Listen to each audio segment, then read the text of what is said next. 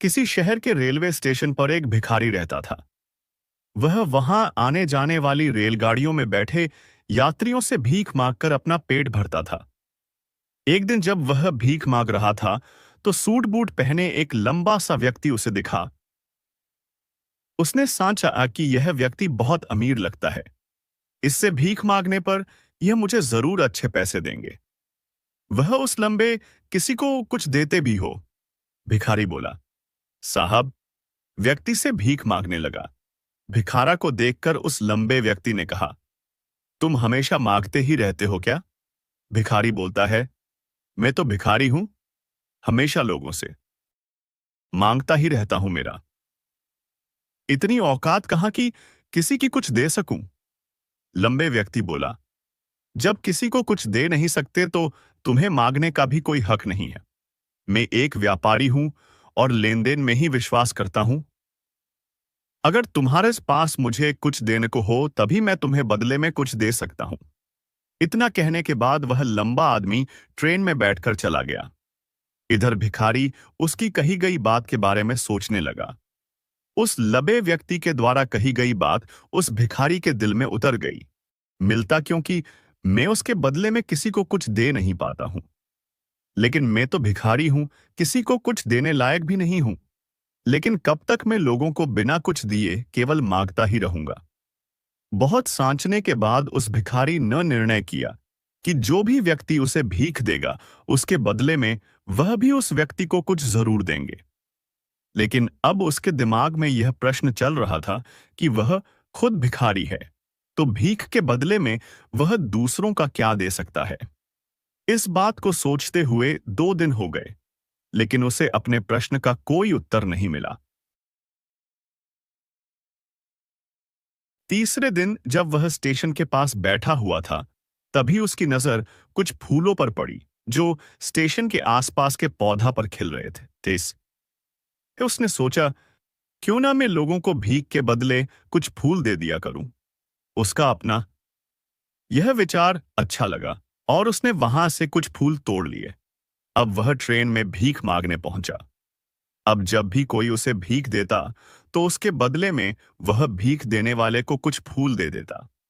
उन फूला को लोग खुश होकर अपने पास रख लेते थे। अब भिखारी राज फूल तोड़ता और भीख के बदले में उन फूलों की लोगों में बांट देता था। कुछ ही दिनों में उसने महसूस किया कि अब उसे बहुत अधिक लोग भीख देने लगे हैं। वह स्टेशन के पास के सभी फूला को तोड़ लाता था। जब तक उसके पास फूल रहते थे, तब तक उसे बहुत से लोग भीख देते थे। लेकिन जब फूल बांटते बांटते खत्म हो जाते तितने ने, तो उसे भीख भी नहीं मिलता था। अब राज ऐसा ही चलता रहा।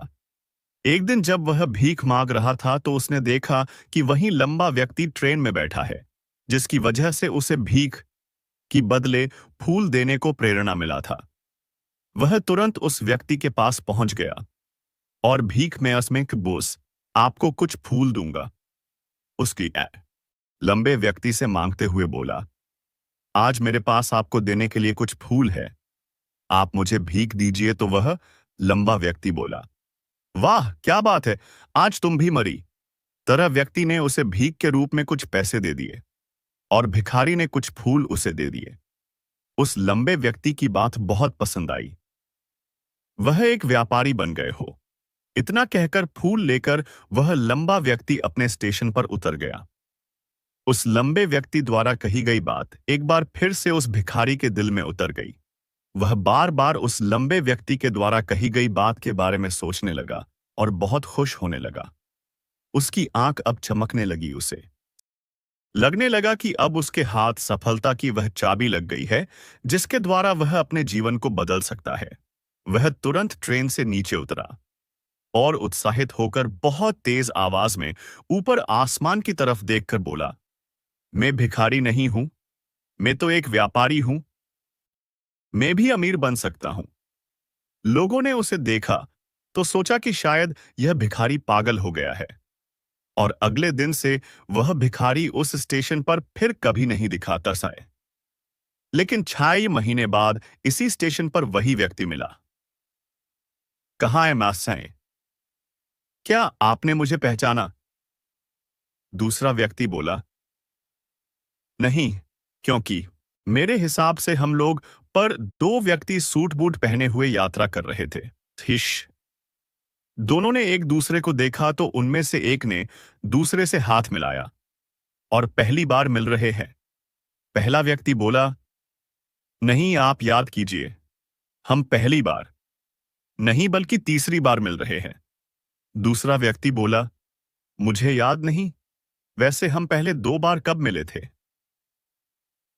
अब पहला व्यक्ति मुस्कुराया और बोला, हम पहले भी दो बार इसी ट्रेन में मिले थे।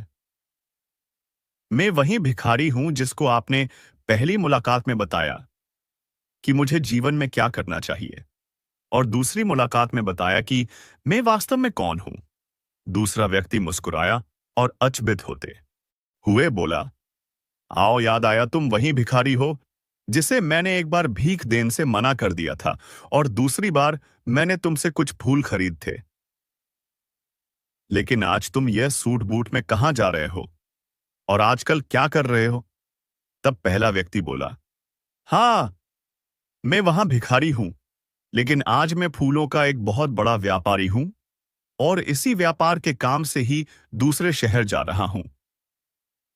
कुछ देर रुकने का तस्सा गए बाद वह फिर बोला, आपने मुझे पहली मुलाकात में प्रकृति का वह नियम बताया था जिसके अनुसार हम तभी कुछ मिलता है जब हम कुछ वाय की दत्ते हैं। लेन देन का यह नियम वास्तव में काम करता है। मैंने यह बहुत अच्छी तरह महसूस किया है, लेकिन मैं खुद को हमेशा भिखारी ही समझता रहा। इससे ऊपर उठकर मैंने कभी सोचा ही नहीं। और जब आपसे मेरी दूसरी मुलाकात हुई तब आपने मुझे बताया कि मैं एक व्यापारी बन चुका हूं। अब मैं समझ चुका था कि मैं वास्तव में एक भिखारी नहीं बल्कि व्यापारी बन चुका हूं। मैंने समझ लिया था कि लोग मुझे इतनी भीख क्यों दे रहे हैं, क्योंकि वह मुझे भीख नहीं दे रहे थे बल्कि उन फूलों का मूल्य चुका रहे थे। सभी लोग मेरे फूल खरीद रहे थे क्योंकि इससे सस्ता फूल। उन्हें कहा, मिलत में लोगों की नजरा में एक छोटा व्यापारी था, लेकिन मैं अपनी नजरों में एक भिखारा ही था। आपको बताने पर मुझे समझ आ गया कि मैं एक छोटा व्यापारी हूं, बच्ची सी हूं। मैंने ट्रेन में फूल बांटने से जा पैसे इकट्ठू किए थे, उनसे बहुत से फूल खरीद लिया और फूलों का व्यापारी बन गया। यहाँ लोगों को फूल बहुत पसंद है और उनको भी इसी पसंद ने मुझे आज फूलों का बहुत बड़ा व्यापारी बना दिया। दोनों व्यापारी अब खुश थे और स्टेशन आने पर साथ उतरे और अपने अपने व्यापार की बात करते हुए आगे बढ़ गए। दोस्तों, इस कहानी से हम बहुत कुछ सीखने को मिलता है। सभी बड़े व्यापारी इसी जीवन के नियम का उपयोग करके सफल हुए हैं।